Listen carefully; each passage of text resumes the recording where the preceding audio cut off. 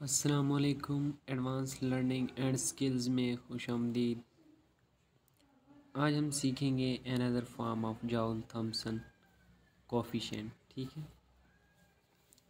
तो या हम ये भी क्वेश्चन आ सकता है कि प्रूव म्यू यानी Joule Thomson effect is equal to 1/CP into minus curly U over curly P into T minus curly P V over curly P.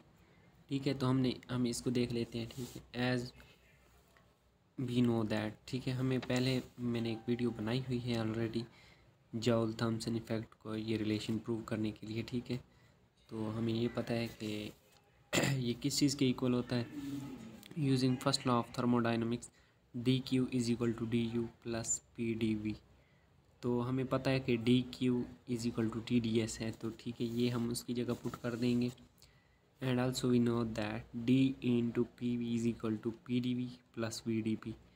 तो यहाँ से हम पी डी वी की वैल्यू निकाल लेते हैं, D into P V minus V D P. ठीक है, ये इक्वेशन 2 का रिज़ल्ट जो है हम इक्वेशन 1 में पुट कर देते हैं, तो हमारे पास आ जाता है डी क्यू की जगह टी डी एस मैंने पुट कर दिया। T D S is equal to D U plus D into P V minus V D P. ठीक है, अब taking partial derivative on both sides with respect to P at constant temperature. ठीक है, constant temperature पे हम both sides का T curly S over curly P into temperature constant is equal to curly U over curly P temperature constant plus curly P V to over curly P temperature constant minus P D P का with respect to P 1 आएगा। ठीक है, अब हमने fourth Maxwell relation को, ठीक है, use करना है, जिसके अबाउट ऑलरेडी मैंने वीडियोस बनाई हुई हैं। ठीक है, वो मेरे चैनल पे आप देख सकते हैं।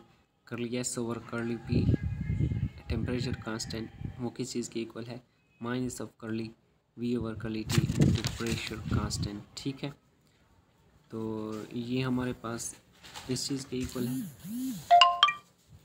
सिंपली अब हमने इसको इक्वेशन 3 में यूज़ कर लेंगे। ठीक है, इसको इक्वेशन 3 का मैंने नेम दिया हुआ है, तो इक्वेशन 3 हमारे पास क्या बन जाएगी, minus T into curly V over curly T into P.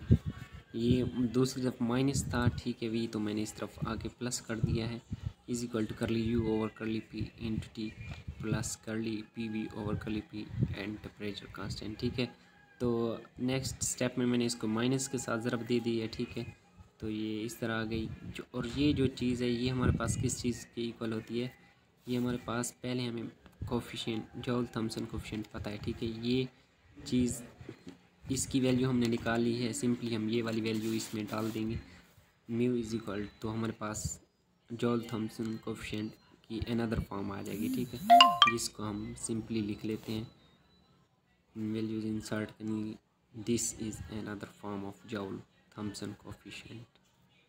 अल्लाह हाफिज़, फ़ी अमान।